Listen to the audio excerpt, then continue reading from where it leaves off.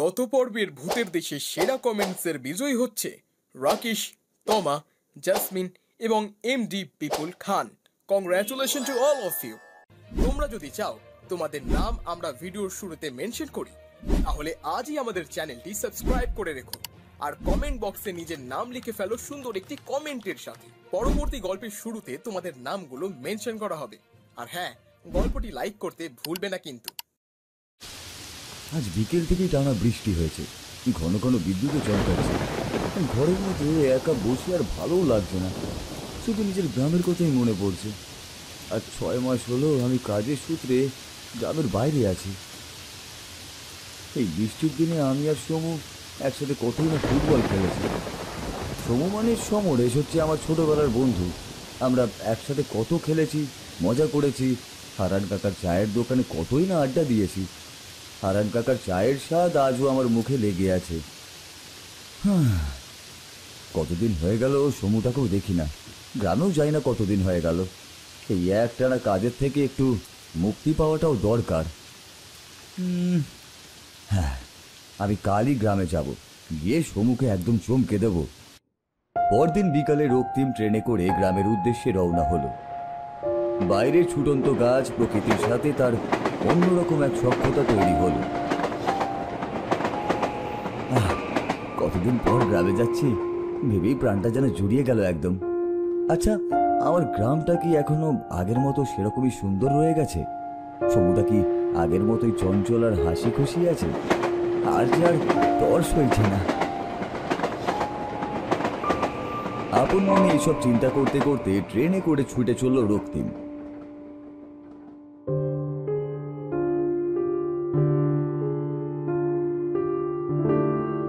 প্রায় রাতের দিকে সে তার গ্রামের স্টেশনে ট্রেন থেকে নামলো। ইস, ট্রেনটা ওই প্ল্যাটফর্মে দেরি না করলে আরো আগেই পৌঁছে যেতাম। রাত 10টাও বেজে গেছে। এখন মনে হয় কোনো গাড়ি ঘোড়া কিছুই আর পাওয়া যাবে না, মনে হচ্ছে হেঁটেই যেতে হবে।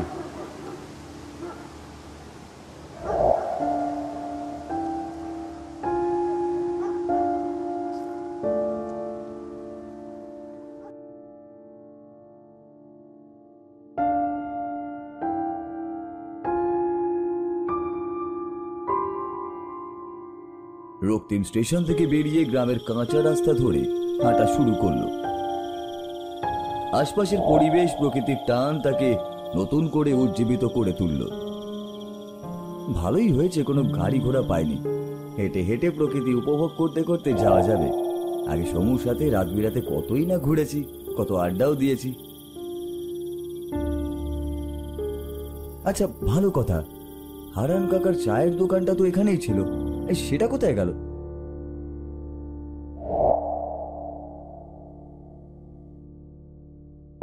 দূরে ওটাই মনে হচ্ছে কাকার দোকান, কিন্তু অত দূরে কবে নিয়ে গেল?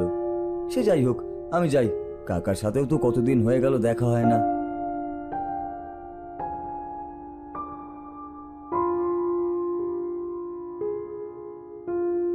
হারান কাকা, ও হারান কাকা, এই কেমন আছো গো? ওরে বাবা রক্তিম, তুই বাবা কেমন আছিস? কত বছর পর এলি, তোর কি খবর সেটা বল দেখিনি আগে। এতদিন পরে এই গ্রামের কথা মনে পড়লো তোর? কি করবো বলো তো কাকা, কাজের যা চাপ, নিজেই নিজের অস্তিত্ব ভুলে যাচ্ছি। আচ্ছা, এই সেসব কথা ছাড়ো তো, এখন এক কাপ কড়া করে ঘন দুধ চিনি দিয়ে চা বানিয়ে দাও দেখি। হ্যাঁ হ্যাঁ, দিচ্ছি দিচ্ছি, তুই বস। একদম ঠিক সময় এসেছিস, আর একটু পর এলেই দোকান বন্ধ পেতি। হারান দোকানদার চা বানাতে শুরু করলো। তার বানানো চায়ের গন্ধে সেই পুরনো দিনের কথা মনে পড়ে গেল। আহা কাকা, তোমার এই চায়ের সুবাস আমার নাকে আজও লেগে আছে, একটুও বদলায়নি। কিন্তু একটা কথা বলো তো, এই দোকান ওখান থেকে এখানে আনলে কেন? কিছু সরকারের লোক ওখান থেকে উঠিয়ে দিয়েছিল, তাই এখানে এনেছি।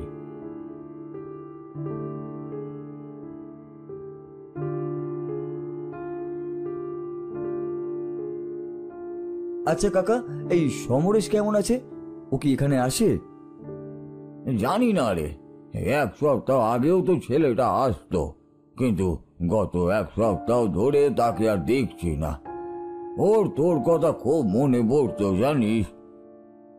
কচু মনে পড়তো, মনে পড়লে একবার বন্ধুটাকে দেখতে যেত না বুঝি? হ্যাঁ, সে যাই হোক, আমি এসেছি এবার ওর সাথে দেখা করতে। বাহ বাহ, ভালো ভালো, তোদের বন্ধুত্ব দেখতেও বেশ ভালোই লাগে। চা খাওয়া শেষ করে রক্তিম বিল মিটিয়ে দিয়ে বলল, ঠিক আছে কাকা, আমি তাহলে এখন যাই, অনেকটাই তো রাত হয়ে গেল। ঠিক আছে বাবা, এই সাবধানে যান, আর এরপর এলে সমরেশকে সাথে করে নিয়ে আসিস, কেমন? রক্তিম বিদায় নিয়ে আবারও হাঁটতে শুরু করলো। বেশ কিছুটা রাস্তা হাঁটার পর রক্তিম যখন গ্রামের পুরনো শ্মশানের পাশ দিয়ে যাচ্ছিল, তখন হঠাৎই তার মনে হলো তার আশেপাশে কেউ যেন একটা আছে। সে থেমে এদিক ওদিক তাকালো, কিন্তু কাউকেই সে দেখতে পেল না।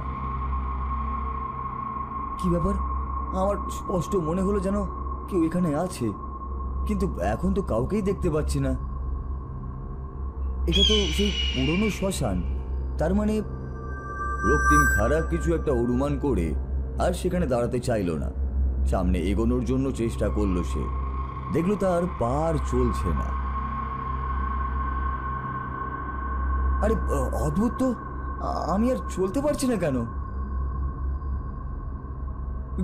কে কে কে আমার আশেপাশে? দোহাই তোমাদের, আমাকে কিছু করো না। রক্তিম, তুই? রক্তিম পেছনে ফিরে সমরসের দেখা পেতেই তার ধরে যেন প্রাণ ফিরে এলো। ভয় জড়ানো কণ্ঠে বলল, সমু, সমু, আমাকে বাঁচা, এখানে কারা যেন। চুপ চুপ, একদম চুপ, আর কথা বাড়াস না, তাড়াতাড়ি ওখান থেকে পা চালিয়ে এদিকে চলে আয়। কিন্তু আমি তো চলতে পারছি না, আমার পা মাটি থেকে।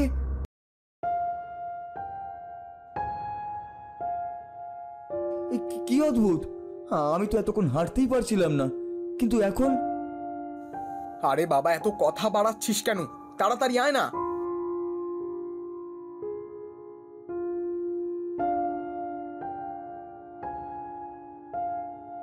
আরে আরে, কি করছিস? বারে, এত বছর পরে তোর সাথে দেখা, বন্ধু বন্ধুকে জড়িয়ে ধরবো না বুঝি? হ্যাঁ, না না, খবরদার, এখন আমাকে ছুবি না। শহর থেকে না জানি কত ধুলো বালি রোগ জীবাণু নিয়ে তারপর গ্রামে ঢুকেছিস। আগে সুন্দর মতো স্নান করবি, তারপর যা কোলাকুলি করার করা যাবে। এই কেমন মা কাকিমাদের মতন কথা বলছিস তুই? হ্যাঁ, আচ্ছা আচ্ছা, চল চল, এমনিতেও অনেক ক্লান্ত লাগছে, তাড়াতাড়ি বাড়ি নিয়ে চল দেখিনি। দুই বন্ধু মিলে গল্প করতে করতে তাদের গন্তব্যের দিকে এগোতে লাগলো। কথা বলতে বলতে এক পর্যায়ে রক্তিমের হাতের সাথে সমরেশের হাত সামান্য একটু স্পর্শ লাগতেই রক্তিম কেমন যেন চমকে উঠল। কিরে সমু, তোর হাত অত ঠান্ডা কেন? কই না তো। আরে এইমাত্র আমার হাতের সাথে তোর হাত ঠেকলো, মনে হচ্ছে যেন বরফের সাথে ঠেকেছে। এই, কি হয়েছে রে তোর? শরীর ঠিক আছে তো? আরে হ্যাঁ, আমি ঠিক আছি। বোধহয় ঠান্ডা হাওয়ার ভেতর দিয়ে হাঁটতে হাঁটতে শরীর এমন ঠান্ডা হয়ে গেছে। এমনিতেও তো গা জুড়িয়ে যাচ্ছে এই হাওয়ায়। আচ্ছা ছাড় তো সেসব কথা, আগে আমার প্রশ্নের উত্তর দে। এত বছর পর কি মনে করে এলি বলতো? আহারে, আমাকে যে প্রশ্ন করছিস বড়, তুই নিজেও একবারও গিয়েছিস আমাকে দেখতে? আমি তো চাকরি করি, সময় পাই না। ভুলেও গেছি আয়নায় শেষবার নিজেকে কবে দেখেছিলাম, আর সকালে আসার আগে আয়নায় নিজেকে দেখে রীতিমতো চমকেই গেছিলাম। কেমন যেন হনুমানের মতো দাড়ি গজিয়েছিল। তা যা হয়েছিস, আগে কেমন নাদুস নুদুস ছিলি, এখন রোগা প্যাকাটি হয়ে গেছিস। আমি গত সপ্তাহে তোর সাথে দেখা করার জন্য যাব ভেবেছিলাম, কিন্তু এদিকে একটা কাজে আটকে যাওয়ায় আর যাওয়া হলো না। আর ভালোই হয়েছে তুই এসেছিস, কতদিন গ্রামের হাওয়া বাতাস গায়ে লাগাস না বলতো। তা ঠিক বলেছিস, সত্যি অনেকটাই শান্তি লাগছে রে।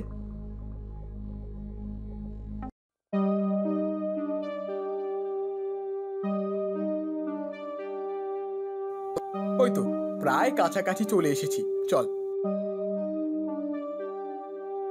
তোদের বাড়িটা বেশ আগের মতোই রয়ে গেছে রে। হ্যাঁ রে, বাড়ির মানুষগুলো, মা তোকে দেখলে অনেক খুশি হবে দেখিস, খুশিতে কেঁদেও দিতে পারেন। কেঁদে দিলে তুই সামলাবি, তুই তবে আছিস কেন আর? রক্তিমের কথাটা শুনতেই সমরেশের মুখ কেমন যেন মলিন হয়ে গেল, কিন্তু সে প্রত্যুত্তরে কিছুই বলল না। ক্ষণিকের মধ্যেই তারা বাড়ির সামনে পৌঁছে গেল।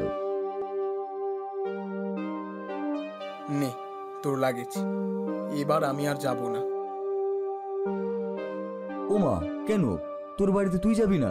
এটা আবার কেমন কথা? বাড়ির কারোর সাথে কি মন কষাকষি হয়েছে নাকি তোর? হ্যাঁ, তুই ভেতরে যা, তাহলেই জানতে পারবি। সমরেশের কথাটা শুনতেই রক্তিমের ভেতরটা কেমন যেন মোচড় দিয়ে উঠল। সে বাড়ির দরজা এবং বারান্দার দিকে ভালো করে তাকালো।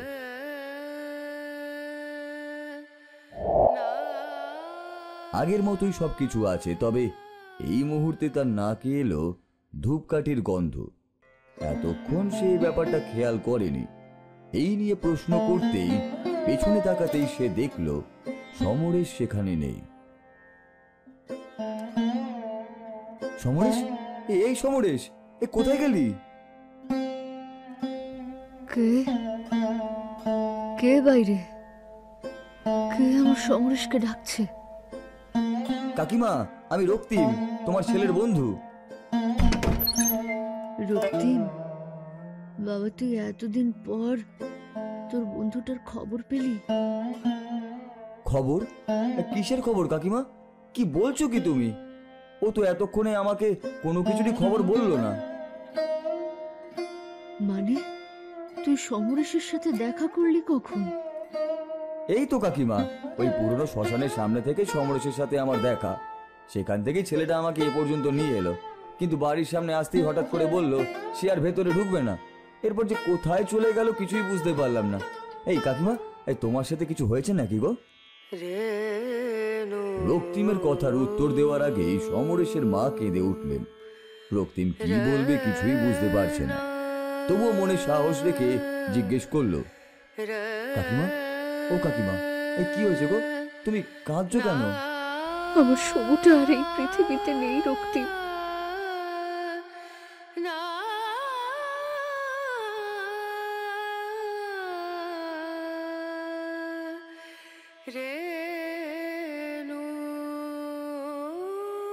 মানে কি বলছো কি এসব কাকিমা? জলজান্ত একটা মানুষকে তুমি এভাবে অস্বীকার করছো কিভাবে? আর আমি সত্যি বলছি কাকিমা, আমি ওর সাথে এতক্ষণ গল্প করতে করতে বাড়ি অবধি এলাম। আমি সত্যি বলছি, আজ থেকে ঠিক 1 সপ্তাহ আগে সমু বেরিয়েছিল তোর সাথে শহরে দেখা করতে যাবে বলে। পথে তার ট্রেনের সাথে অন্য একটা ট্রেনের মুখোমুখি সংঘর্ষ হয়, আর সেখানেই আমার সমুটা।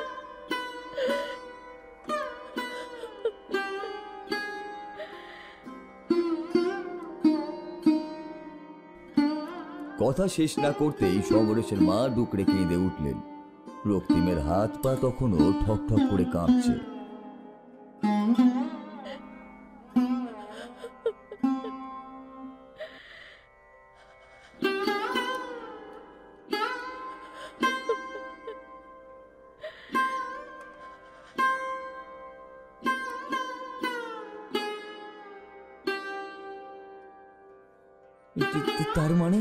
তার মানে এতক্ষণ আমি